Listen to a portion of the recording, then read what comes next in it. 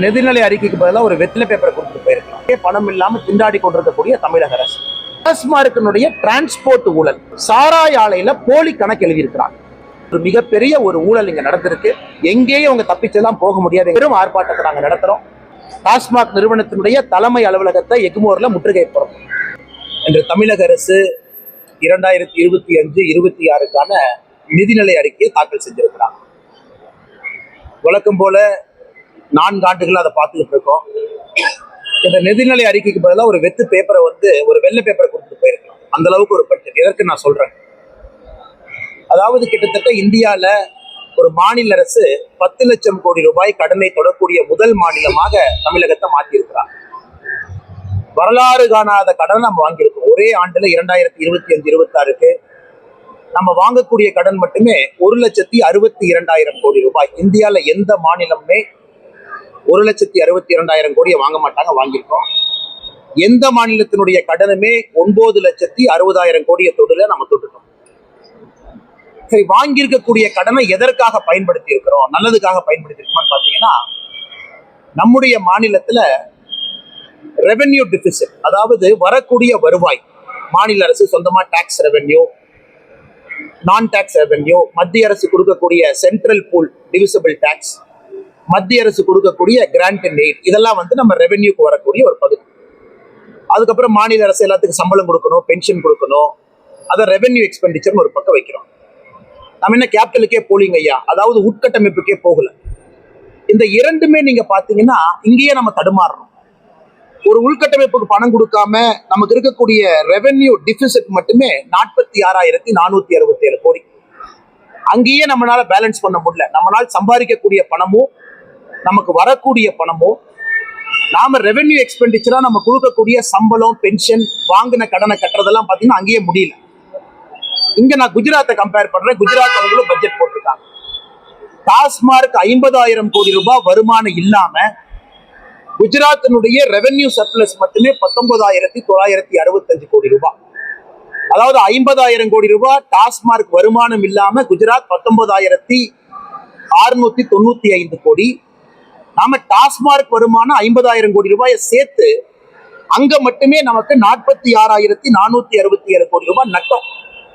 இப்ப இதற்கப்புறம் கடன் வாங்க, இதை தாண்டி கடன் 1,62,996 கோடி ரூபாய் நாம் வாங்கியிருக்கக்கூடிய கடன். சரி, வாங்கின கடன் எதுக்காக வாங்கியிருக்கோம்னா உள்கட்டமைப்புக்காக இல்ல. சம்பளம் கொடுக்கறதுக்கு, பென்ஷன் கொடுப்பதற்கே கடன் வாங்கி ஒரு மாநிலம் இன்னைக்கு தத்தளித்துக் கொண்டிருக்குன்னா தமிழ்நாடு. மொத்தமாக உள்கட்டமைப்பு, புதுசா ஒரு ரோடு போடணும், பில்டிங் போடணும், ஸ்கூல் பில்டிங் கட்டணும், அதற்கு தமிழகத்தில் நாம் இந்த பட்ஜெட்ல செலவு செய்திருப்பது 57,231 கோடி. 57,231 கோடி நாம உள்கட்டமைப்புக்காக ஒதுக்கி இருக்கோம். குஜராத் மாநிலம் இந்த பட்ஜெட்ல உள்கட்டமைப்புக்கு அவங்க ஒதுக்கி இருப்பது 95,472 கோடி. அதாவது உள்கட்டமைப்புக்கு ஒரு மாநில அரசு எவ்வளவு ஒதுக்குறாங்கன்னு பார்த்து அந்த மாநிலம் வளர்ச்சி பாதையில போதா, வீழ்ச்சி பாதையில போதான்னு பார்க்கலாம். குஜராத்தை பொறுத்தவரை 95 கோடி ரூபாய், 95,000 கோடி ரூபாய் உட்கட்டமைப்புக்கு, தமிழகத்துல 57,000 கோடி ரூபாய் உட்கட்டமைப்பு.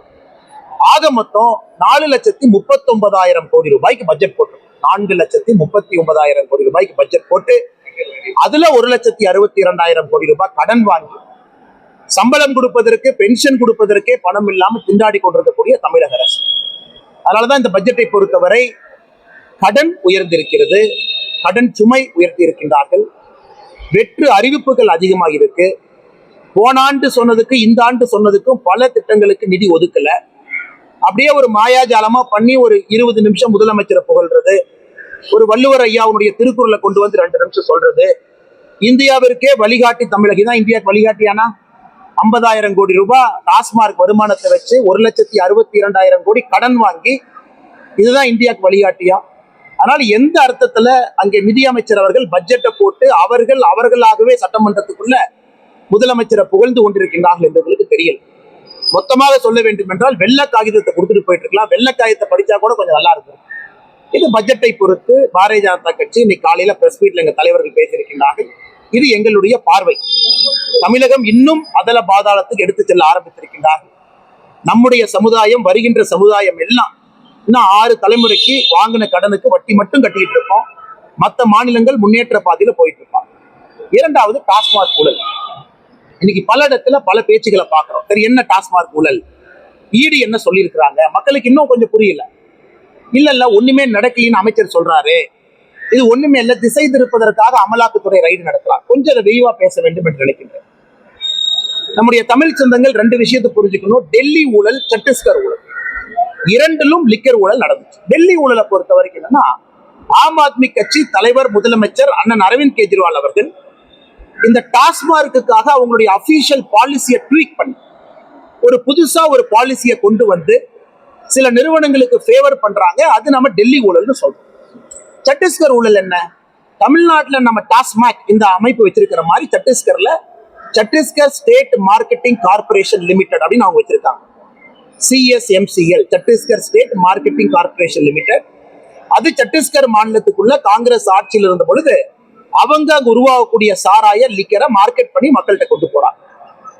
நம்ம தமிழ்நாட்டில் இருக்கக்கூடிய டாஸ்மாக் எடுக்கும் பொழுது இதுல 3 விஷயத்தை பார்க்கணும். ஒன்று, டாஸ்மாக் நிறுவனம் 5000 ரீட்டைல் அவுட்லெட் இருக்கு, எலிட் பார்ஸ் இருக்கு, FL2 லைசன்ஸ் சென்டர் இருக்கு, வேற இடத்துக்கு அவங்க கொடுக்கக்கூடிய டெம்பரரி லைசன்ஸ். இது ஒரு பகுதி. இரண்டாவது பகுதி இந்த சாராயத்தை உருவாக்கக்கூடிய நிறுவனங்கள், அவங்க இரண்டாவது பகுதி. மூன்றாவது பாட்டிலிங் கம்பெனி, அவங்க பாட்டில் அடைச்சு அதுக்கு ஒரு ஹாலோகிராம் ஸ்டிக்கரை போட்டு ஒட்டி அதை டாஸ்மாக் நிறுவனத்தினுடைய கண்காணிப்புல ரீட்டைல் அவுட்லெட் கொண்டு வராங்க. 3 நிறுவனங்கள். தமிழ்நாட்டில் அமலாக்கத்துறையினுடைய செய்தி குறிப்பு எதற்கு 1000 கோடி ரூபாய்க்கு மேல இதுல கிக் பேக்னு சொல்றாங்க. இதுல தமிழ்நாட்டினுடைய எம்ப்ளாயி ஃபெடரேஷன், அதாவது தமிழ்நாட்டில் இருக்கக்கூடிய 5000 டாஸ்மாக் எம்ப்ளாயி ஃபெடரேஷன் ஒரு பக்கம் சொல்றாங்க 40% டாஸ்மாக்ல இருந்து விற்கப்படக்கூடிய சாராயம் அது முறையாக வரக்கூடிய பாதையில வரல, அது அவுட் ஆஃப் சிஸ்டத்துல வருது. அதாவது நீங்க 100 குவான்டிட்டி, ஒரு 100 லிட்டர் விற்கிறீங்கன்னா 60 லிட்டர் மட்டும்தான் முறைப்படுத்தப்பட்ட முறையில வருது, 40 லிட்டர் சிஸ்டத்துக்கு வெளியே வருது. இன்னைக்கு நம்ம பேசுவது எல்லாமே சிஸ்டத்துக்கு வெளியே, சிஸ்டத்துக்கு உள்ள, 2 ஊழலையும் சேர்த்து பேசுறோம். ஈடியை பொறுத்த வரைக்கும் எதுக்கு ரைடு பண்ணாங்க? ஈடி எதுக்கு ரைடு பண்றாங்கன்னா, மாநில அரசினுடைய லஞ்ச ஒழிப்புத்துறை டாஸ்மாக் சம்பந்தமாக பல விதமான எஃப்ஐஆர் போட்டிருக்காங்க. அந்த எஃப்ஐஆர் 3 ரகமா பிரிக்கலாம். முதல் ரகம் வந்து ஒரு டாஸ்மாக்னுடைய ரீட்டைல் அவுட்லெட்ல ஒரு குவார்டர் பாட்டிலுக்கு 10 ரூபாயில இருந்து 30 ரூபாய் அதிகமா வாங்குறாங்கன்னு கம்ப்ளைண்ட் கொடுத்து ஒரு எஃப்ஐஆர். இது ஒரு செட். இரண்டாவது செட், டாஸ்மாக்னுடைய அதிகாரிகள் எந்த ஆலயத்துக்கு கான்ட்ராக்ட் கொடுக்கணும், யாருகிட்ட பியர் பாட்டில் வாங்கணும், யாருகிட்ட லிக்கர் வாங்கணும், யாருகிட்ட இந்தியன் மேட் ஃபாரின் ஸ்பிரிட் வாங்கணும் அப்படிங்கிறத டாஸ்மாக்னுடைய அதிகாரிகள் பின்னாடி இருக்கக்கூடிய சாராய ஆலைகிட்ட பேசி ஒரு கிக் பேக் சிஸ்டத்துல வாங்குறது இரண்டாவது எஃப்ஐஆர். மூன்றாவது எஃப்ஐஆர், டாஸ்மாக்னுடைய அதிகாரிகள் ரீட்டைல் அவுட்ல இருக்கிறவங்க டிரான்ஸ்பர் பண்ற பாலிசியில அவங்க பணம் வாங்கி டிரான்ஸ்பர் பண்றாங்க. இந்த 3 எஃப்ஐஆர் தான் 3 கேட்டகரி. ஈடி அவங்க 3 எஃப்ஐஆரையும் கையில் எடுத்து, தமிழ்நாடு அரசு லஞ்ச ஒழிப்புத்துறை போட்ட 3 எஃப்ஐஆரை ஈடி கையில் எடுத்து அதுக்கு ECIR ஒன்று பதிவு பண்ணுவாங்க. அதாவது ஸ்டேட் போலீஸ் நாம் பதிவு பண்ணும்போது எஃப்ஐஆர்னு சொல்றோம், இடி வரும்போது ECIR ஃபைல் பண்ணி உள்ள வர்றாங்க. இதை வச்சு சோதனையை பண்றாங்க. சோதனை எங்க பண்றாங்க? தமிழ்நாட்டினுடைய சாராய ஆலைகள் அவங்ககிட்ட சோதனை பண்றாங்க. அக்காடு டிஸ்டிலரியில இருந்து 4-5 டிஸ்டிலரி சோதனை. அமைச்சர் செந்தில் பாலாஜியினுடைய பினாமிகள் கரூர்ல ஒரு 5 இடத்துல பண்றாங்க. டாஸ்மார்க்கினுடைய தலைமை அலுவலகம் குடோன் இங்க எல்லாம் பண்றாங்க. 3 இடத்துல பண்ணிட்டு, 3 விதமான இடத்துல பண்ணிட்டு 5 நாள் சோதனைக்கு பிறகு நமக்கு ஒரு செய்தி குறிப்பு மூலமா தெரிவிக்கிறாங்க என்ன நடந்திருக்குன்னு தெரிவிக்கிறாங்க. முதல்ல அவங்க சொல்லி இருப்பது டாஸ்மார்க்கினுடைய டிரான்ஸ்போர்ட் ஊழல். 100 கோடி ரூபாய்க்கு வேலை முறையில்லாம யாரெல்லாம் இந்த பாட்டில எந்த வண்டி எடுத்துட்டு போவோம், யாரு பண்ணுவாங்க, அதுல 100 கோடி ரூபாய்க்கு மேல இதுல முறைகேடு நடந்திருக்கு ஒரு பார்ட். இரண்டாவது, டாஸ்மார்க் ஆலை ஜெகத் ரட்சகன் அவர்கிட்ட இதற்கு முன்பு நடந்த ரைடு 2019, 21 நடந்த ரைடு ஒத்து பாத்தீங்கன்னா அன்னைக்கு இன்கம் டாக்ஸ் என்ன சொல்லியிருப்பாங்கன்னா, சாராய ஆலையில போலி கணக்கு எழுதியிருக்கிறாங்க. அதாவது இவங்களாகவே ஒரு 100 ரூபாய்க்கு ஒரு பொருள் வாங்குறாங்கன்னா அந்த பொருளை 150 பில் எழுதுறாங்க. 50 ரூபாய் போலி கணக்குல வெளியே அந்த பணத்தை எடுத்து வெளியே கொண்டு வந்துடுறாங்க. அதாவது கரெக்டா சொல்லணும்னா ஒரு 100 லிட்டர் தயாரிக்கிறாங்க முறைப்படி, அதை தாண்டி இன்னும் 30 லிட்டர் தயாரிக்கிறாங்க. 30 லிட்டர் முறையான பாதையில போகாம வெளியே வருது. இது ஒரு ஊழல். 100 லிட்டர் தயாரிக்கிறக்கே இவங்க பொருள் வாங்கும் பொழுது அதிகப்படியான விலை கொடுத்து அந்த கணக்கை எழுதுறாங்க. சோ போகஸ் ஆன பில்ஸ் ஜெனரேஷன். இது ஜெகத் ரட்சகன் அவருடைய ரைடுல இன்கம் டாக்ஸ் கொடுத்த செய்தி குறிப்பை யாராவது நேரம் இருந்து எடுத்து படிச்சீங்கன்னா கிட்டத்தட்ட அதுல சொல்லியிருப்பாங்க 1000 கோடி ரூபாய் அந்த ஒரு ஜெகத் ரட்சகன் மட்டுமே ஊழல் செஞ்சிருக்காங்க. எல்லாமே கிக் பேக், லிக்கர் கம்பெனில இருந்து எடுத்த பணம் வெளியே. இன்னைக்கு இந்த 3 டிஸ்லரி இவங்க, ஆனா இவங்க மட்டும் தனியா அந்த தப்பு பண்ண முடியாது. பாட்டிலிங் கம்பெனி, ஏன்னா பாட்டிலிங் கம்பெனி தான் பாட்டில் போடணும். வர்ற லிக்கருக்கு அவன் பாட்டில் போட்டு கேப் அடிச்சு அதுக்கு ஒரு ஹாலோகிராம் ஸ்டிக்கர் அடிச்சு அது டாஸ்மாக் போடணும். இப்ப பாட்டிலிங் கம்பெனி ரைடு பண்றாங்க. இந்த பாட்டிலிங் கம்பெனி என்னன்னா இது தனி இண்டிபெண்டன்ட் என்டிட்டி கிடையாது. டிஸ்டிலரி கம்பெனியுடைய சிஸ்டர் கன்சர்ன். இந்த most of the bottling company என்ன இடி செய்தி குறிப்புல சொல்லியிருக்கிறாங்களோ, இந்த சாராய ஆலை நிறுவனங்கள் தன்னுடைய பினாமி மூலமா பாட்டிலிங் கம்பெனியை ஓன் பண்ணுவாங்க. சில இடத்துல சிஸ்டர் கம்பெனியா ஓன் பண்ணுவாங்க. நேரடி தொடர்பு இல்லை என்றாலும் கூட மறைமுகமான தொடர்பு சாராய ஆலைக்கும் பாட்டிலிங் யூனிட்டுக்கு இருக்கு. அப்ப இவங்க செய்யற அந்த எக்ஸ்ட்ரா லிக்கருக்கு எக்ஸ்ட்ரா பாட்டில் வேணும். இது சத்தீஸ்கரனுடைய எக்ஸாக்ட் மாடல். போலி ஹாலோகிராம் ஸ்டிக்கர், போலி பாட்டில், போலி கேப். ஏன்னா இது எல்லாமே நம்ம கணக்கு பார்க்கறோம். டாஸ்மாக்னுடைய வேலை என்னன்னா ஹாலோகிராம் ஸ்டிக்கர் எவ்வளவு கொடுத்தோம், எவ்வளவு ஹாலோகிராம் ஸ்டிக்கர் திரும்ப வந்திருக்கு, இது டாஸ்மாக் பார்க்க வேண்டிய கணக்கு. சத்தீஸ்கர்ல சிஎஸ்எம்சிஎல் என்ன பண்ணாங்கன்னா எக்ஸ்ட்ரா ஹாலோகிராம் ஸ்டிக்கர், எக்ஸ்ட்ரா பாட்டில், எக்ஸ்ட்ரா கேப், இது தனியான ஒரு நெட்வொர்க். இன்னைக்கு தமிழகத்துல ஈடியினுடைய செய்தி குறிப்பு 2 சொல்றாங்க. பேரலல் நெட்வொர்க்ல இவங்க பணத்தை ஜெனரேட் பண்ணி வெளியே எடுத்திருக்காங்க. சாராய ஆலைகள் ஒரிஜினலா செஞ்ச சாராயத்துக்கு அதிகப்படியான இன்புட் காஸ்ட் காமிச்சு எடுத்திருக்காங்க.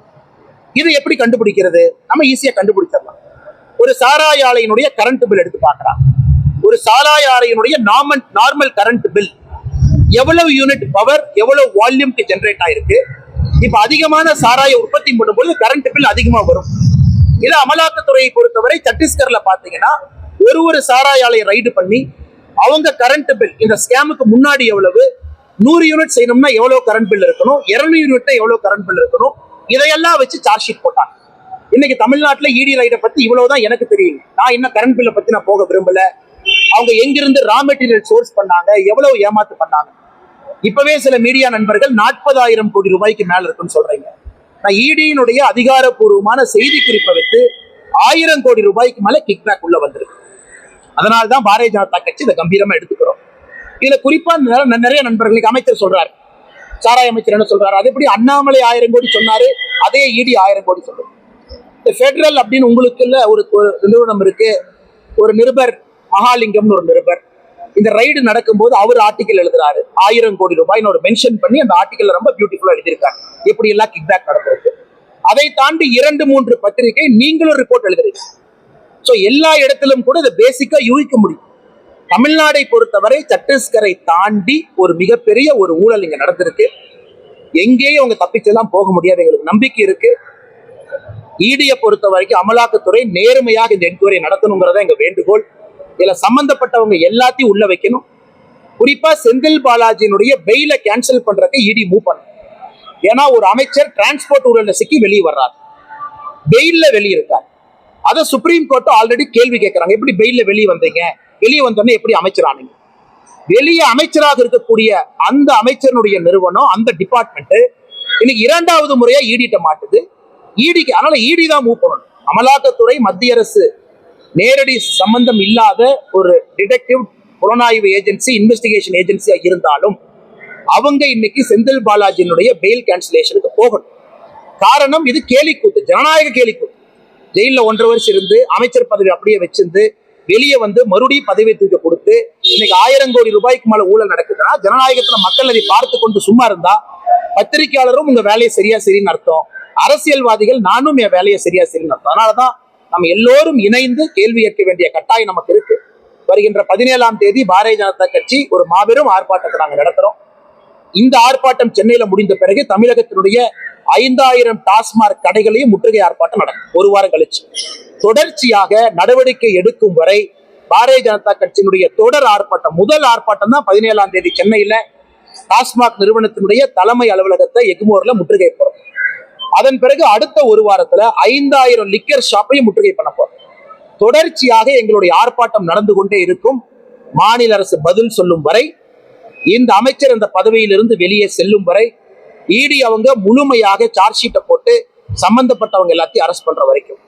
அதனால இது சத்தீஸ்கரையும் தாண்டி, சத்தீஸ்கர்ல ஒரு பாதி தான், அதாவது போலியா பில் அடிச்சு, ஆலோகிராம் அடிச்சு, பாட்டில் அடிச்சு, எக்ஸஸா உற்பத்தி பண்ணி அதை பேரலல் செயின்ல வித்தது.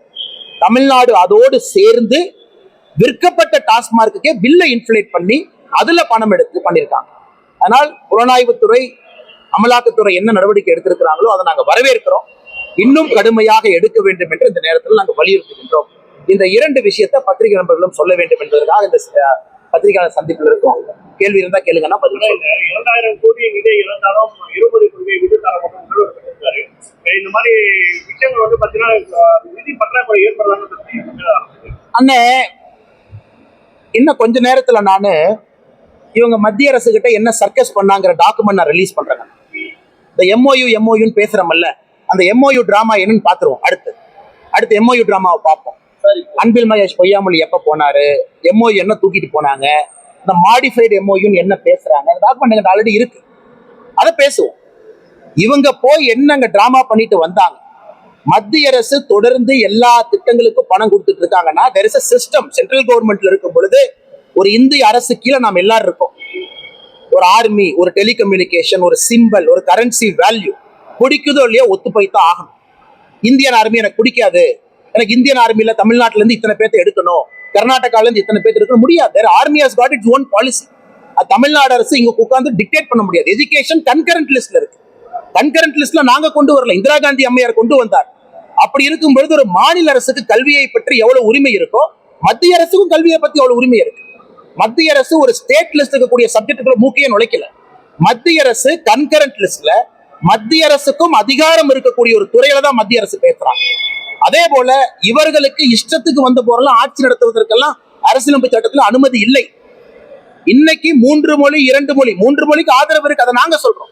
திராவிட முன்னேற்ற கழகம் இல்லைன்னு சொல்லுது. அது அரசியல் ஸ்டாண்டா நீங்க பார்த்தாலும் கூட தமிழகத்துல எத்தனையோ பேர் 3 மொழி படிக்கணுங்கிறாங்க. பள்ளி கல்வித்துறை அமைச்சர் சொல்ற டேட்டாவும் தப்பு. சிபிஎஸ்இல படிக்கிற 15 லட்சம் பேர்த்த சொல்றாங்க. சிபிஎஸ் தாண்டி ஸ்டேட் போர்டு மெட்ரிகுலேஷன்ல இது வந்து எப்படின்னா பிடிஆர் என்ன சொல்ற மாதிரி, என் பையன் 2 மொழி தான் படிக்கிறான், ஆனா முதல் மொழி ஆங்கிலம், 2வது மொழி பிரெஞ்சு. இதான் இவங்களை பொறுத்தவரை இருமொழி கொள்கைங்கிறது. 2 மொழி படிப்பாங்களாமா, முதல் மொழி ஆங்கிலம், 2வது மொழி. பிடிஆர் பையன் கொஞ்ச நாள் பிரெஞ்சு படிச்சாரு, கொஞ்ச நாள் ஸ்பானிஷ் படிச்சாரு. அந்த எல்லா டீடைல்ஸ் நான் விட விரும்பலீங்கன்னா, ஒரு தனிப்பட்ட மனிதனை காயப்படுத்துவது நோக்கம் இல்லை. எந்த ஸ்கூலு என்ன படிச்சாங்க எல்லாம் சொல்ல தெரியும். இது இருமொழி கொள்கையா? முதல் மொழி ஆங்கிலமும் 2வது மொழி பிரெஞ்சும் ஸ்பானிஷும் படிக்கிறது இருமொழி கொள்கையா? இதை வந்து கூச்சமே இல்லாம மேடையில் ஏறி அமைச்சர் பொய் சொல்றாரு. இதான் இருமொழி கொள்கை. இருமொழி கொள்கை நாம பேசுவது தமிழ் மொழி ஆங்கில மொழியை பேசுறோம். நாங்க 3 மொழின்னு பேசுறது தமிழ் மொழி ஆங்கில மொழி 3வது மொழியை பேசுறோம். இப்படி எல்லாம் ஒரு அமைச்சரும் மேடையில் ஏறி ஒருத்தரும் பொய் சொல்ல ஆரம்பிச்சா, ஒரு அமைச்சர் குழந்தைங்க எங்க போறாங்க, ஸ்கூல் வேன் முன்னாடி போய் காலேஜுக்கு போய் ஸ்கூலுக்கு போய் போட்டோ எடுத்து போறதே வேலையாங்கண்ணா. ஆனா பேசுறவங்க நேர்மையா, ஏன்னா அவங்க மக்கள் வரிப்பணத்துல வாழ்றாங்க. நான் மக்கள் வரிப்பணத்துல வாழல.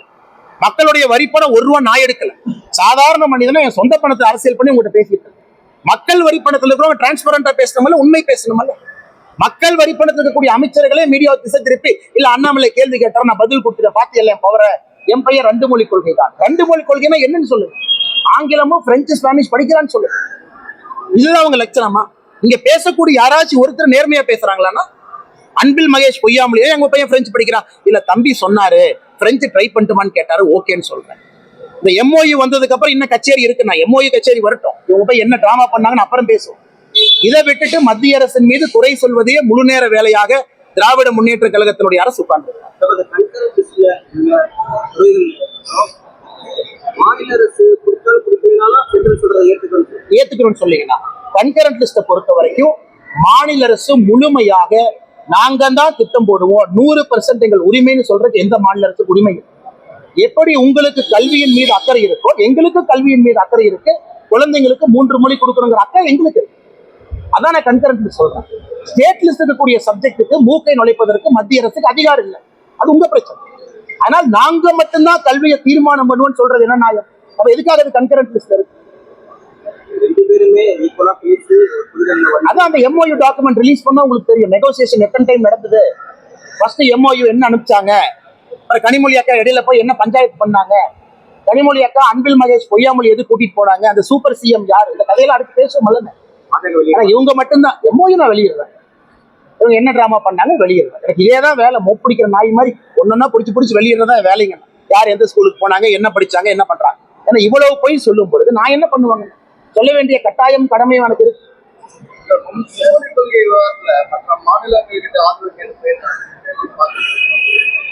ஆனா இப்ப நான் காலையில பெங்களூர்ல ஜெயின் பல்கலைக்கழகத்துல ஒரே நாடு ஒரே தேர்தல் நம்ம ஒரு கருத்தரங்களை பங்கேற்றுட்டு வரேங்க.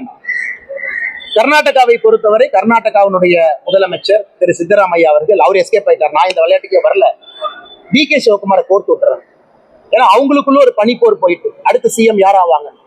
ஏன்னா கர்நாடகா பாலிட்டிக்ஸ் விட்டு பாத்தீங்கன்னா 2.5 வருஷம் சித்தராமையாக்கு முடிஞ்சது. எனக்கு அடுத்து வேணும். நமக்கு எதுக்கு மாட்டோம், நீ போய் மாட்டு. காங்கிரஸ் தேசிய கட்சி ஒன்னே அனுப்புறாங்க. அதனால இவங்க வந்து ஒரு இடத்துக்கு போறாங்க. அண்ணன் நான் கேட்கிறேன், கேரளாக்கு அண்ணன் பிடிஆர் போறாங்க. இவங்க திமுகவினுடைய தேர்தல் வாக்குறுதி 84 என்ன சொல்லுது, செண்பகவல்லி அணையை சரி பண்ணணும். வாசுதேவநல்லூர் தொகுதி தென்காசியில 1,00,000 ஏக்கர் அன்னைக்கு தண்ணி இல்லாம இருக்கிறாங்க. ஏன் செண்பகவல்லியில தண்ணி வரும், அதை போய் பிடிஆர் பேசணுமா? முல்லை பெரியார் பிரச்சனை போயிட்டு இருக்கு, அதை போய் பிடிஆர் பேசணுமா? முதலமைச்சர் 5 முறை கேரளாக்கு போயிருக்கிறார். இன்னைக்கு ஒப்பக் சப்பானியா பிடிஆர் போய் என்ன பேசுவாரு, தொகுதி மறுசீரமைப்பு பத்தி பேச போறாங்க. கர்நாடகால மேகதாத்து கட்டியே தீர்வன் டி.கே. சிவகுமார் சொல்றாரு. டி.கே. சிவகுமார் தமிழ்நாட்டுக்குள்ள வரலாமா, தமிழ்நாட்டுக்குள்ள விடலாமா தெரியாம கேட்கிறேன். அந்த மனுஷனை மேகதாத்து கட்டியே தீருவேன், நான் ப்ராஜெக்ட் ரிப்போர்ட் கொடுத்துட்டேன், மத்திய அரசு அனுமதி கொடுக்குது இல்லையா, நான் கொத்தனாரை வச்சு கட்டுவேன்னு சொல்லக்கூடிய டி.கே. சிவகுமாரை வெக்கமே இல்லாம உங்க போய் பார்த்து, வெக்கமே இல்லாம தலைமைச் செலவத்தை கூப்பிட்டு டி.கே. சிவகுமாருக்கு டீ கொடுக்குறாங்க. திமுக காரன் என்ன பண்ணும் நீங்க சொல்லுங்க. இதான் மாநில உரிமையா? வெக்க கேடுங்க. இது மாநில உரிமையா? டி.கே. சிவகுமார் இங்க வரட்டும் கச்சேரிகள், வரட்டும் கச்சேரிகள். நீ அங்க மேகதாத்து அணை கட்டுவேன்னு சொல்ற, என்னுடைய விவசாயிகள் தண்ணி இல்லாம கஷ்டப்படணும்.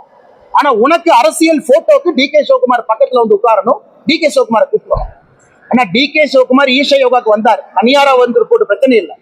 நீ கர்நாடகாவுடைய துணை முதலமைச்சராக தமிழ்நாட்டுக்குள்ள வந்து தலைமை செயலகத்துல வந்து நீ போயிருவியா? தெரியாம கேட்கணும். இவங்களுக்கு மட்டும்தான் அரசியல் பண்ண தெரியும், பாரதிய ஜனதா கட்சிக்கு அரசியல் பண்ண தெரியாது. எங்களுக்கு ஒரு 1000 பேர் ஏர்போர்ட்ல போட்டு பிளாக் பண்ண தெரியாது, கருப்பு கொடி வச்சுக்கிட்டு.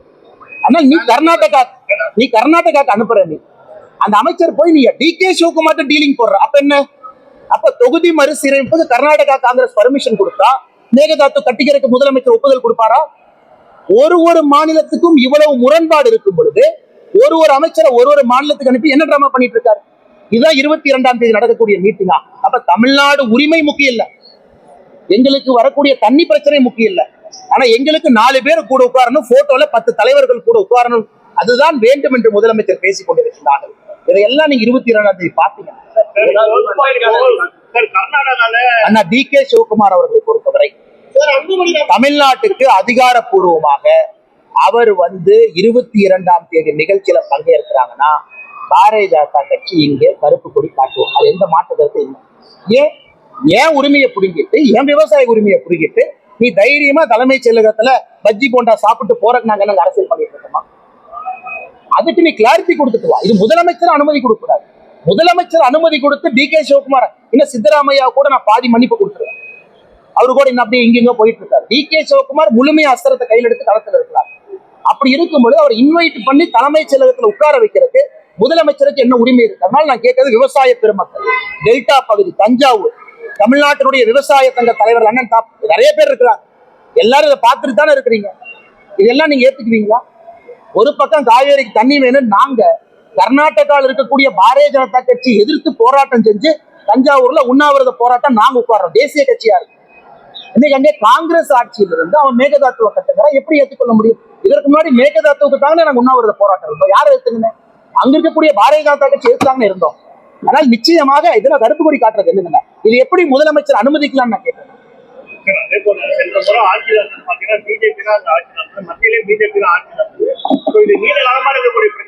தலைவா, நீங்க கர்நாடகா பாலிடிக்ஸ் பாக்குறீங்களா தலைவா? டி.கே. சிவகுமார் என்ன சொன்னாருன்னு கேட்டீங்களா? மத்திய அரசு நாங்க அனுமதி கொடுத்தோமா? மத்திய அரசு இன்னைக்கு அனுமதி கொடுக்கல. டி.கே. சிவகுமார் என்ன சொன்னாரு? மத்திய அரசு அனுமதி எதுக்கு கொடுக்கணும்? நான் ப்ராஜெக்ட் ரிப்போர்ட் போட்டுட்டேன். என்ன சொல்லிட்டு இருக்காருன்னு பாருங்க, பார்த்து பேசணும். மத்திய அரசு அன்னைக்கும் அனுமதி கொடுக்கல, இன்னைக்கும் கொடுக்கல, நாளைக்கும் கொடுக்க மாட்டோம், 2034 கொடுக்க மாட்டோம், எப்பவும் கொடுக்க மாட்டோம். ஒரு மனுஷன் போர்க்கொடி போட்டு, ஏன்னா அவரு தொகுதிக்கு வருது, அவருடைய சொந்த தொகுதி, அவருடைய சொந்த தொகுதியில பயனடையணும். அதற்காக இவ்வளவு டிராமா பண்ணிட்டு இருக்காரு. அந்த டி.கே. சிவகுமார் எப்படி நீங்க தமிழ்நாட்டுல கூப்பிட்டு 22ஆம் தேதி மீட்டிங்ல கூட உட்கார வைப்பீங்கன்னு அதான் நான் கேட்கிற கேள்வின்னு. அவருக்கு மாதிரி ஈஷாக்கு வந்தாங்க, போய் தடுத்தமா? தனிப்பட்ட முறையில வாங்க, குடும்பத்தோட வந்துட்டு போங்க, நோ ப்ராப்ளம். அதிகாரப்பூர்வமாக வரும்போது கிளாரிஃபை கொடுத்துட்டு வாங்க. அதை கூட பேசா முதலமைச்சர் மௌனம் காக்குறாருன்னா தமிழகத்தினுடைய விவசாய உரிமையை விட்டு கொடுக்குறாருன்னு தானே அர்த்தம். கண்டிப்பா கொடுக்க மாட்டோம். முதல்ல சொன்னேன், ஸ்டாண்ட் எப்படி மாத்துவானே? பாராளுமன்றத்துல வலியுறுத்தட்டும். பாராளுமன்றத்துல எங்களுடைய அமைச்சர், நாங்களும் போய் பார்த்தோம், கொடுப்பதற்கு அனுமதி இல்லை. Lower riparian state Tamil Nadu, Puducherry, Kerala, நாமெல்லாம் எஸ்ன்னு சொன்னா தான் அணையை கட்ட முடியும். நம்ம எஸ் சொல்லல. அதான் எங்களுடைய ஸ்டாண்டு. மத்திய அரசு ஸ்டாண்டை சொல்லிட்டாங்க. எப்படி ஸ்டாண்டு மாத்திரக்கு என்னென்ன காரணம் இருக்கு? அது அவங்க பிரச்சனை, அது அவங்க பிரச்சனை. கர்நாடகா பாஜகவை எதிர்த்து உண்ணாவிரதம் நாங்க இருந்திருக்கிறோம், நான் இருந்திருக்கேன். அது அவங்க பிரச்சனை, அவங்களுக்கு என்னமோ சொல்லிட்டு போதும். நாங்க சொல்வது மேகதாத்து அணையை நீ கட்டணும்னா சிஸ்டத்தை ஃபாலோ பண்ணு. சிஸ்டத்தின் படி நீ கட்டவே முடியாது. அன்னைக்கு சொன்னதுதான் இன்னைக்கு சொல்றாங்க. நாங்க கர்நாடகா பாஜகவை எதிர்த்தே உண்ணாவிரதம் இருந்தவங்க காங்கிரஸ் கருப்பு கொடி காட்ட மாட்டோமா? என்ன ஆய்வு செய்யறதுக்கு கடந்த பாஜக ஆட்சியில தான் அனுமதி கொடுக்கப்பட்டது. கர்நாடகால பாஜக ஆட்சி இருக்கும்போது அந்த ஆய்வின் அடிப்படையில தான் இப்போ வந்து அங்கே அணை கட்டுறதுக்கான வேலைகள் தொடங்கிட்டு இருக்காங்க. அந்த ஆய்வை முதல்ல வந்து கேன்சல் பண்ணணும். மத்திய ஆய்வு ஒரு நிமிஷம், இதுல ஆய்வுங்கிற கான்செப்டே இல்ல. இதுல ஆய்வுங்கிற கான்செப்டே இல்ல. இதுல ஆய்வுங்கிறது மாநில அரசு அவங்க இரிகேஷன் டிபார்ட்மெண்ட் வச்சு அவங்க ஆய்வு பண்ணிக்கலாம். ஆய்வு பண்ணதுக்கு அப்புறம் ஒரு ப்ராஜெக்ட் ரிப்போர்ட்டை தயார் பண்ணி மத்திய அரசுக்கு போகும். அப்பதான் மத்திய அரசுடைய வேலை ஆரம்பிக்குது. போன முறை இதே டிராமா. அப்ப மத்திய அரசு என்ன சொன்னாங்க? நாங்க அதை ஏத்துக்க மாட்டோம், நீ கட்ட முடியாது. அங்க பிரச்சனை முடிஞ்சது. மறுபடியும் நீங்க ஆய்வு பண்ணலாம். கர்நாடகாவோட இரிகேஷன் டிபார்ட்மெண்ட் இன்ஜினியர்ஸ் வச்சு 10 முறை ஆய்வு பண்ணலாம். அதை பத்தி யாரும் தடுக்கல. மத்திய அரசு அனுமதி கொடுத்தாங்க. இன்னைக்கு டி.கே. சிவகுமார் அவர்கள் ஒரு படி முன்னாடி போறாங்க. அவங்க எதுக்கு அனுமதி கொடுக்கணும் ஒரு வார்த்தையை பயன்படுத்துறாங்க. கர்நாடக அரசியல பயன்படுத்துறாங்க. அப்படி இருக்கிறவங்களை கூப்பிட்டு கொஞ்சி குழாவீங்கன்னா எப்படி நம்முடைய முதலமைச்சர், தமிழ்நாட்டினுடைய முதலமைச்சர் எப்படி நான் ஏத்துக்குவாங்க? அந்த ரூபாய் சிம்பிள் உங்களுடைய சமூக வலைதளங்கள்ல கூட தமிழ் ரூபாய் தான் பயன்படுத்திருக்கீங்க. அண்ணா இல்லைங்கண்ணா, ரூபாய் 1000 போடலாம். அது சிம்பிள் கிடையாது. ரூபாயினுடைய ஆரம்ப வார்த்தை. வெறும் ரூன்னு ஒரு வார்த்தையை போடக்கூடாது. நான் சிம்பிள் வந்து கரன்சி சிம்பிள் இப்படி போடலாங்கண்ணா. நார்மல் சிம்பிள் நம்ம 2010 போடலாம். கரன்சி சிம்பிளுக்கு தனியா ஒரு வேல்யூ இருக்கு. ஏன்னா அது இந்தியாவுடைய கரன்சி சிம்பிள், அவ்வளவுதான். இதே நான் 1000ன்னு தமிழ் எழுதும் போது ரூபாய் 1000 எழுதுவேன். கர்நாடகால போனா அவங்களும் ரூபாய் 1000 எழுதுவாங்க. நாங்க தமிழ்ல ரூ எழுதுற மாதிரி கர்நாடகாலையும் ரூ எழுதுவாங்க. ஒரு மாநிலத்திலையும் அந்தந்த மொழி என்ன இருக்கோ தாய்மொழியினுடைய முதல் வார்த்தையை நீங்க பயன்படுத்தலாம். நான் சொல்வது ரூபாய் சிம்பிளையே நான் ரீப்ளேஸ் பண்ணிட்டு ஒரு டீ கடையில காஃபி 20 ரூபாய்க்கு விற்கிறோம்னா இந்த ரூபாய் சிம்பிள் இருக்காது, ரூ இருக்கும். அது அனுமதி இல்லை. இது காலங்காலமா எழுதுறோம். 2010க்கு முன்னாடி நம்ம ரூபாய் எழுதணும். இவங்க பண்றது அதை ரீப்ளேஸ் பண்றாங்க. அதாவது சிம்பிள் ஆஃப் இந்தியன் கரன்சியை ரீப்ளேஸ் பண்ணி நான் ரூ போடுறேன். சரி, இவ்வளவு சொல்றாங்களே, ரூபாய் எங்கிருந்து வந்துச்சா? சமஸ்கிருதத்துல வந்துச்சு. அதை மட்டும் எடுத்துவாங்களா? ஸ்டாலின் சா எங்கிருந்து வந்துச்சு? சமஸ்கிருதத்துல வந்துச்சு. ஸோ இவங்களுக்கு எங்க தேவையோ சமஸ்கிருதம் வேணும். அப்படின்னா ஸ்டாலின்ங்கிற பேரை எழுதக்கூடாது, வேற பேரை மாத்தணும். சா எந்த வார்த்தை? சமஸ்கிருத வார்த்தை. எப்படி ஸ்டாலின் தமிழ்ல சா எழுதுவார் சொல்லுங்க? ரூபாய்ங்கிறது ருப்பையா, அடிப்படை சமஸ்கிருதம். அந்த ரூ எப்படி போடுவீங்க? அது தமிழ் வார்த்தையா? தமிழ் வார்த்தையா ரூபாய்ங்கிறது? இல்லை. அதனால இவங்களுக்கு வந்து வேண்டும். இது தேவனாங்கிரி ஸ்கிரிப்ட். அப்படி இருந்தா கலைஞருக்கு அதை பிடிச்சி 2010 அட்வர்டைஸ்மெண்ட் கொடுப்பாரு. மேல இருந்து கலைஞர் என்ன சொல்லுவாருன்னா, மகனே நான் ஒரே நாடு ஒரே தேர்தல் கேட்டேன், நீ வேண்டாங்கிற. மகனே நான் ரூபாய் சிம்பிள் வேண்டுனேன், நீ வேண்டான. ஏன் மகனே அப்படி பண்றேன்னு மேல இருந்து கலைஞரையாவே சொல்லுவாங்க. ஏன்னா அவரு கேட்டதுக்கு நேரா தானே இவங்க சொல்றாங்க. எப்படி இது மாநில உரிமையா? ஒரு தமிழன் கொடுத்ததை பஞ்சாப்காரை ஏத்துக்கிட்டான், தமிழன் கொடுத்ததை ஹரியானாக்காரை ஏத்துக்கிட்டான், தமிழன் கொடுத்ததை நாகாலாந்துக்காரை ஏத்துக்கிட்டான். யாராச்சும் தமிழன் சொன்னாங்க எல்லாம் ஏத்துக்கிட்டான். தமிழ்நாட்டுக்கு பெருமை தானே. 2010 தமிழ்நாட்டுக்கு பெருமை, 2025 தமிழ்நாட்டுக்கு சிறுமையா? என்னென்ன லாஜிக் போட்டுறாங்க? மத்திய அரசு 3 மொழி கொள்கை போடுது, தமிழக அரசு 2 மொழி கொள்கை போடுறது. ஆனா அன்புமணி ராமதாஸ் எங்களுக்கு 1 மொழி கொள்கையை போடுறாரு. அவர்களுக்கு அவர்களுடைய திட்டங்கள்னா டிடிவி தினகரன் 3 மொழி வேணுங்கிறாரு. ஏன் அண்ணாதுரை ஐயா 1967 கனையாளிக்கு அவங்க கொடுத்த பேட்டியில இந்தியால எல்லாருமே 3 மொழி படிக்கும் பொழுது தமிழ்நாடு 3 மொழி படிக்கணும்னு அண்ணாதுரை ஐயா சொன்னாங்க. அவர் சொல்லலையா? தமிழ்நாட்டினுடைய திமுகவினுடைய முதலமைச்சர் அண்ணாதுரை ஐயா அவர்கள் கனையாளியில சொல்லலையா 1967? இல்லை மறுக்கிறாங்களா இப்ப இருக்கிற திமுக அரசு? அதனால இவங்களுக்கு தகுந்த மாதிரிலாம் அப்படியே பேசி டிராமா பண்ணிட்டு போக கூடாது. முடக்குவாதம், மூலம் உள்ளிட்ட நோய்களுக்கு சிறப்பு சிகிச்சை பெற ஸ்ரீவித்யா சித்தா மற்றும் வர்மா மருத்துவமனை, அரியலூர்.